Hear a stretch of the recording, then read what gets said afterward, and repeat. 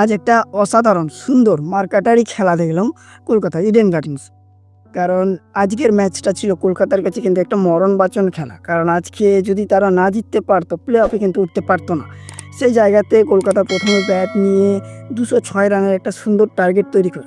সে টার্গেটের মধ্যে একটা কথা চলে আসছে, র্যাসেল এতবার ফ্লপ হওয়ার পরেও কেন র্যাসেলকে বারবার টিমে নেওয়া হয়, সেটার কিন্তু আজ একটা সৎ উত্তর পেয়ে গেছেন।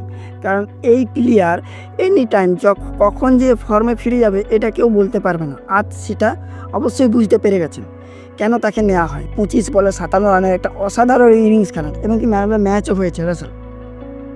আর সবাইকার মন কিন্তু রাসেলের দিকে থেকে সরিয়ে গেছে যখন আমাদের রিয়ান পরাগ রাজস্থানের অসাধারণ একটা ইনিংস খেলে, যেখানে 95 রানের একটা ইনিংস খেলে, যাই হোক 100 করতে পারেনি, ব্যাড লাক। সুন্দর খেলা হলো, কিছু বলার নেই।